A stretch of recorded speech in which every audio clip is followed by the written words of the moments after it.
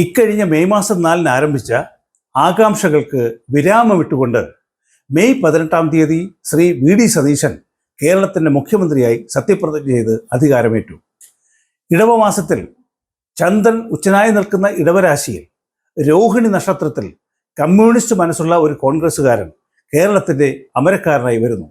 അതിനെക്കുറിച്ച് നമുക്ക് പിന്നെ സംസാരിക്കാം. ശ്രീ സതീശൻ്റെ തുടക്കം എനിക്ക് വളരെ ഇഷ്ടപ്പെട്ടു. ആദ്യ മന്ത്രിസഭാ സമ്മേളനത്തിൽ തന്നെ ആശാ വർക്കർമാർക്ക് 3000 രൂപ കൂട്ടിക്കൊടുത്തത് വിപ്ലവകരമായ തീരുമാനം ആയി. മലയാള മനസാക്ഷിയെ ഇത്രയധികം വേദനിപ്പിച്ച ഒരു സമരം ഈ അടുത്ത കാലത്തെങ്ങും ഉണ്ടായിട്ടില്ല. കിട്ടിയ തുക തുലവും തുച്ഛമാണെങ്കിലും അത് വളരെ സിംബോളിക് ആയി തോന്നി. കേരളത്തിൻ്റെ ആരോഗ്യ പരിപാലനത്തിൻ്റെ കാലാൽപ്പടയായ ആശാ വർക്കർമാരുടെ പ്രശ്നത്തിന് ശാശ്വത പരിഹാരം ഉണ്ടാകട്ടെ എന്ന് ഞാൻ ആഗ്രഹിക്കുന്നു. ആശാ വർക്കർമാരുടെ സമരത്തിൽ എന്നെപ്പോലെ വേദനിച്ച ധാരാളം പേരുണ്ട്. പ്രസിദ്ധ ചലച്ചിത്ര നടനും അന്നത്തെ ചലച്ചിത്ര അക്കാദമി ചെയർമാനും ആയിരുന്ന ശ്രീ പ്രേംകുമാറിൻ്റെ വാക്കുകൾ കേട്ടിരുന്നെങ്കിൽ ഒരുപക്ഷേ ഇത്ര അപഹാസ്യനായി ഇത്രയും കുറഞ്ഞ സീറ്റുമായി പിണറായിക്ക് പ്രതിപക്ഷത്ത് ചടഞ്ഞുകൂടി ഇരിക്കേണ്ടി വരില്ലായിരുന്നു. അംഗൻവാടിയിൽ പാചകം ചെയ്യുന്നവർക്ക് 1000 രൂപ കൂട്ടിക്കൊടുത്തതും നല്ലത് തന്നെ. അതുകൂടാതെ വളരെ സിംബോളിക്കായി അദ്ദേഹം ചെയ്ത മറ്റൊരു കാര്യമുണ്ട്. ഉടക്കി നിന്ന ശ്രീ രമേശ് ചെന്നിത്തലയെ വീട്ടിൽ പോയി കണ്ട് അനുനയിപ്പിച്ച് ഒരു സീനിയർ മന്ത്രിയായി കൂടെ നിർത്താൻ കഴിഞ്ഞത് ശ്രീ വി.ഡി. സതീശൻ്റെ ഏറ്റവും വലിയ നേട്ടമാണ്. ശ്രീ എ.കെ. ആന്റണിയെയും അദ്ദേഹം പോയി കണ്ടിരുന്നു. ഇന്ന് തിരുവനന്തപുരത്ത് ജീവിച്ചിരിക്കുന്ന മുതിർന്ന നേതാവ് അദ്ദേഹമാണല്ലോ. അങ്ങനെ അദ്ദേഹം ഗുരുത്വം കാട്ടി. തിരുത്തൽവാദിയും സഹയാത്രികനും ആയിരുന്ന ശ്രീ കാർത്തികേയൻ്റെ കുടുംബത്തെയും അദ്ദേഹം സന്ദർശിച്ചു. മെയ് വഴക്കമുള്ള ഒരു പോരാളിയുടെ ചടുലതയോടെ ചെയ്ത ഈ പ്രവൃത്തികൾ മലയാളികൾ പ്രതീക്ഷിച്ചത് തന്നെ. പക്ഷേ ഇത്തരുണത്തിൽ മറ്റു ചില കാര്യങ്ങൾ ഓർത്തുപോകുന്നു. അത് പറയാതിരിക്കാൻ കഴിയുന്നില്ല.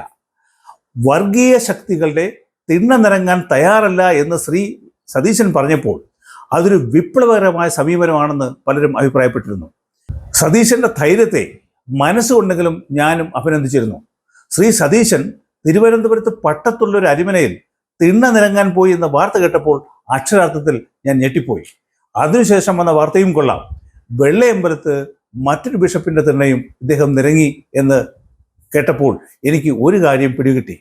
ഇപ്പോൾ ഇരിക്കുന്ന മുഖ്യമന്ത്രി സ്ഥാനം പോലും ജമാഅത്തെ ഇസ്ലാമിയുടെയും ലീഗിൻ്റെയും വരദാനം ആണല്ലോ.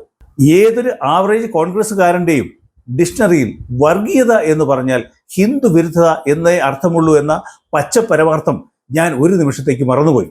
അത് എൻ്റെ തെറ്റാണ്. എന്നെപ്പോലെയുള്ള ധാരാളം ഹിന്ദുക്കളുടെ തെറ്റ്. ഞാൻ ഖേദിക്കുന്നു.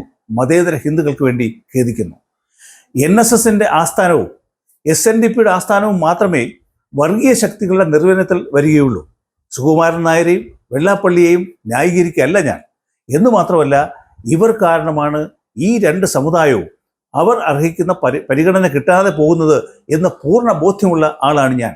ഇവർ കാട്ടിക്കൂട്ടുന്ന കോപ്രായങ്ങൾ ആ സമുദായത്തിൻ്റെ ഭാവിയെ, ആ സമുദായങ്ങളുടെ ഭാവിയെ തന്നെ അപകടകരമായി ബാധിക്കും എന്ന് കരുതുന്ന ആളാണ് ഞാൻ. പക്ഷേ ശ്രീ സതീശൻ 2 അരമനയിൽ പോയ സ്ഥിതിക്ക് ഏതെങ്കിലും ഒരു ഹിന്ദു സംഘടനയെ കൂടി കാണാമായിരുന്നു, ഒരു സിംബോളിസം എന്ന നിലയിൽ. അത് നടന്നില്ല. ഒരു പക്ഷേ ഇന്ന് പോയെന്നിരിക്കും. പക്ഷേ അതിന് വലിയ പ്രസക്തിയില്ല. കഴിഞ്ഞത് കഴിഞ്ഞു. തുടക്കത്തിലേ ഉള്ള ഇദ്ദേഹത്തിൻ്റെ ഈ സിലക്റ്റീവ് മതേതരത്തിൽ ഒരു കണ്ണു വയ്ക്കുന്നത് നന്നായിരിക്കും. മതേതര ഹിന്ദുക്കൾ ഒന്ന് കരുതിയിരിക്കുന്നത് കൊള്ളാം. 102 MLA-മാരെ തന്ന് ജനം ബഹുഭൂരിപക്ഷത്തിൽ കോൺഗ്രസിനെ ജയിപ്പിച്ചത് കഴിഞ്ഞ 5 വർഷം കൊണ്ട് കോൺഗ്രസ് പാർട്ടി കേരളത്തിൽ വളർന്നിട്ടൊന്നുമല്ല. പിണറായിയെ ഇനി സഹിക്കാൻ കഴിയില്ല എന്ന പൊതുജനത്തിൻ്റെ നിശ്ചയദാർഢ്യത്തിൻ്റെ തെളിവാണ് ഈ മഹത്തര വിജയം. ജാതിയും മതവും നോക്കാതെ ജനങ്ങൾ ഒറ്റക്കെട്ടായി വോട്ട് ചെയ്ത് ഭരണം കൈയാളിയിരുന്ന സാമൂഹ്യ വിരുദ്ധരെ തുരുത്താൻ കാണിച്ച സംഘടിത ശക്തി നമുക്ക് ശ്ലാഘിക്കേണ്ടതാണ്. പ്രേക്ഷകർ ഒരു കാര്യം ശ്രദ്ധിച്ചിരുന്നോ? 63 കോൺഗ്രസ് MLA-മാർ ഉണ്ടായിരുന്നതിൽ 47 പേർ ശ്രീ KC വേണുഗോപാലിനെയാണ് സപ്പോർട്ട് ചെയ്തത് എന്നാണ് പുറത്തു വന്ന വാർത്തകൾ സൂചിപ്പിക്കുന്നത്. 5 കൊല്ലം പ്രതിപക്ഷ നേതാവായിരിക്കുകയും UDFൻ്റെ വിജയത്തിലേക്ക് നയിച്ചു എന്ന് അവകാശപ്പെടുകയും ചെയ്യുന്ന ഒരു നേതാവ് എന്തുകൊണ്ട് സഹപ്രവർത്തകരുടെ വിശ്വാസം തേടിയെടുക്കാൻ കഴിയാതെ പോയി? പ്രസക്തമായ ചോദ്യമല്ലേ? സതീശൻ്റെ സത്യസന്ധതയിൽ അദ്ദേഹത്തിൻ്റെ സഹപ്രവർത്തകർ തന്നെ സംശയിക്കുന്നുണ്ടോ? സതീശനുള്ള വിശ്വാസക്കുറവ് ആണോ ഇതിന് കാരണം? കോൺഗ്രസ് പാർട്ടിയിലെ വെട്ടുകിളികളായ ഷാഫി പറമ്പിലും രാഹുൽ മാങ്കൂട്ടവും ചെയ്തു വയ്ക്കുന്ന ചെയ്തികൾക്ക് വളം വെച്ചു കൊടുക്കുന്നത് വി ഡി സതീശൻ തന്നെയാണ് എന്ന് കോൺഗ്രസിലെ ഒരു വിഭാഗം നേതാക്കൾ വിശ്വസിക്കുന്നു. കോൺഗ്രസിലെ മുതിർന്ന നേതാക്കൾക്ക് വരെ ഇവരെ പേടിയാണ്. ഇവർ നയിക്കുന്ന സൈബർ സെൽ ഉപയോഗിച്ച് ഒരാളുടെ ഭാവി തന്നെ നശിപ്പിച്ചു കളയാൻ ഇവർ വിചാരിച്ചാൽ നടക്കും. അത്രയ്ക്ക് വലിയ നെറ്റ്വർക്കാണ് ഇവർക്കുള്ളത് എന്നാണ് അറിയാൻ കഴിഞ്ഞത്. സതീശനോട് ഉറച്ചു നിന്ന ഏക മുതിർന്ന നേതാവ് ശ്രീ കെ മുരളീധരൻ മാത്രമാണ്. യഥാർത്ഥത്തിൽ മുഖ്യമന്ത്രിയെ പ്രഖ്യാപിക്കാൻ താമസിച്ചത് മൂലം കോൺഗ്രസ് ഹൈക്കമാൻഡ് കേരളത്തിൽ നേടിയെടുത്തത് ഗ്രൂപ്പിസം മാത്രമാണ്. മെയ് 14 ഞാൻ ഇവിടെ പോസ്റ്റ് ചെയ്തൊരു വീഡിയോയിൽ ഇക്കാര്യം കൃത്യമായി പറഞ്ഞിട്ടുണ്ട്. കേരളത്തിൽ കോൺഗ്രസിൽ ഒറ്റയാനാണ് ശ്രീ സതീശൻ. കേന്ദ്രത്തിൽ അദ്ദേഹത്തിന് ഒരു ഗോഡ് ഫാദർ ഇല്ല. രാഹുൽ ഗാന്ധിയുമായോ പ്രിയങ്ക ഗാന്ധിയുമായോ സോണിയാഗാന്ധിയുമായോ ഇങ്ങേർക്ക് എന്തെങ്കിലും അടുത്ത ബന്ധമുണ്ടെന്ന് ഞാൻ കരുതുന്നില്ല. പാർട്ടി പ്രസിഡന്റായ ഖർഗെ പോലും ഇദ്ദേഹത്തിൻ്റെ അടുത്ത സുഹൃത്തല്ല എന്നാണ് എനിക്ക് കേൾക്കാൻ കഴിഞ്ഞത്.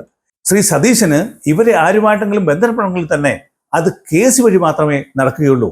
ശ്രീ സതീശൻ്റെ ഈ ദുർബലത ഉപയോഗപ്പെടുത്താൻ പോകുന്നത് മുസ്ലിം ലീഗാണ്. കൂടുതൽ ആനുകൂല്യങ്ങൾ ഈ പേരും പറഞ്ഞ് അവർ അടിച്ചുമാറ്റും. കേരളത്തിലെ മുഖ്യമന്ത്രിയെ തീരുമാനിക്കുന്നതിന് മുമ്പ് ഇടതുപക്ഷ തീരുമാനമായി പുറത്തു വന്ന ഒരു വാർത്ത നിങ്ങൾ ശ്രദ്ധിച്ചു കാണും. മുൻ ധനകാര്യമന്ത്രിയായിരുന്ന ശ്രീ ബാലഗോപാൽ ആയിരിക്കും കേരളത്തിലെ പ്രതിപക്ഷ നേതാവ് എന്നായിരുന്നു പത്രമാധ്യമങ്ങൾ റിപ്പോർട്ട് ചെയ്തത്. പക്ഷേ ശ്രീ സതീശൻ്റെ പേര് പ്രഖ്യാപിച്ചതിന് ശേഷം ആണ് ശ്രീ പിണറായിയുടെ പേര് പ്രതിപക്ഷ നേതാവിൻ്റെ സ്ഥാനത്തേക്ക് നിർദ്ദേശിച്ചത്. ശ്രീ സതീശൻ മുഖ്യമന്ത്രിയായി വന്നാൽ മാത്രമേ പിണറായി പ്രതിപക്ഷ നേതാവിൻ്റെ സ്ഥാനത്തേക്ക് വരുള്ളൂ എന്നൊരു ധാരണ ഉണ്ടായിരുന്നു എന്നാണ് ചില കേന്ദ്രങ്ങളിൽ നിന്ന് അറിയാൻ കഴിഞ്ഞത്. ഇതിൽ ഒരു കള്ളക്കളി നടന്നിട്ടുണ്ടോ എന്നൊരു സംശയം. അതായത് ശ്രീ പിണറായി വിജയനുമായി ഒരു ഡീൽ ഉണ്ട് എന്നാണ് അറിയാൻ കഴിഞ്ഞത്. ഡൽഹിയിൽ സതീശൻ്റെ ഒരു സപ്പോർട്ട് ബേസ് ഇല്ലാത്തതിനാൽ പിണറായിയുടെ സപ്പോർട്ട് ബേസ് ഉറപ്പിക്കാൻ വേണ്ടി നടന്ന ശ്രമത്തിൻ്റെ ഭാഗമാണ് ഈ ഡീൽ നടന്നത് എന്ന് പറയപ്പെടുന്നത്. ബാക്ക് ചാനൽ വഴി പിണറായിയും SDP തമ്മിൽ നല്ല ബന്ധം കാത്തു സൂക്ഷിക്കുന്നു എന്ന് വേണം കരുതാൻ. ഇതിന് ഉപോത്ഫലമായി 2 കാരണങ്ങളുണ്ട്.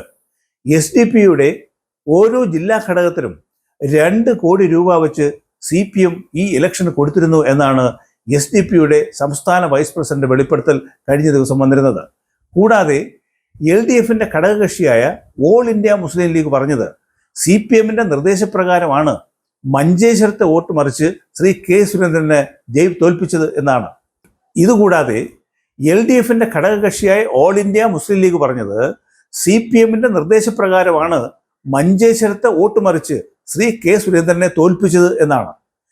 കേന്ദ്ര കോൺഗ്രസ് നേതൃത്വത്തിൻ്റെ സപ്പോർട്ട് ശ്രീ സതീശൻ നഷ്ടപ്പെടുന്ന സാഹചര്യത്തിൽ ലീഗ് കൂടാതെ SDP എന്ന ഒരു അഡീഷണൽ സപ്പോർട്ട് കൂടി സതീശനോടൊപ്പം ഉണ്ടാകും. ഇതുകൊണ്ട് പിണറായിക്ക് എന്ത് നേട്ടം എന്നല്ലേ നിങ്ങൾ ചോദിക്കുന്നത്? പറഞ്ഞു തരാം. കഴിഞ്ഞ 10 കൊല്ലം കൊണ്ട് പിണറായി നടത്തിയ ധൂർത്തും അഴിമതിയും ഒരു പരിധിവരെ പുറത്താകാതെ കാത്തുസൂക്ഷിക്കാൻ സതീശന് കഴിയും. CPMന്റെ ഒരു പ്രധാന വരുമാന സ്രോതസ് ഊരാളുങ്കൽ സൊസൈറ്റിയാണ്. കിഫ്ബി വഴി ധാരാളം കോൺട്രാക്റ്റുകൾ ഊരാളുങ്കൽ സൊസൈറ്റി കൈകാര്യം ചെയ്യുന്നുണ്ട്. അതുകൂടാതെ പുതിയ വർക്കുകൾ ഊരാളുങ്കലിന് വേണം താനും. ആ ചങ്ങലയിൽ ഒരു വിള്ളലുണ്ടാകാൻ പിണറായി ആഗ്രഹിക്കുന്നില്ല. എന്തായാലും മര്യാദയ്ക്ക് കാര്യങ്ങൾ നടക്കട്ടെ എന്ന് മാത്രം നമുക്ക് ആഗ്രഹിക്കാം. 10 വർഷം കൊണ്ട് നഷ്ടപ്പെട്ടതൊക്കെ തിരിച്ചു പിടിച്ച് ഒരു സമുദായത്തെ ഏൽപ്പിക്കുന്ന തിരക്കിൽ അടിസ്ഥാന മര്യാദ പാലിച്ചാൽ കൊള്ളാം. ജാതിമത ഭേദങ്ങൾ മറന്ന് ജനം ഒറ്റക്കെട്ടായി നിങ്ങൾക്ക് വോട്ട് ചെയ്തെങ്കിൽ അവർ നിങ്ങളിൽ നിന്ന് പ്രതീക്ഷിക്കുന്നത് നല്ല ഭരണമാണ്. എല്ലാവർക്കും നീതി ലഭിക്കുന്ന സാഹചര്യം ആണ് ഉണ്ടാകേണ്ടത്.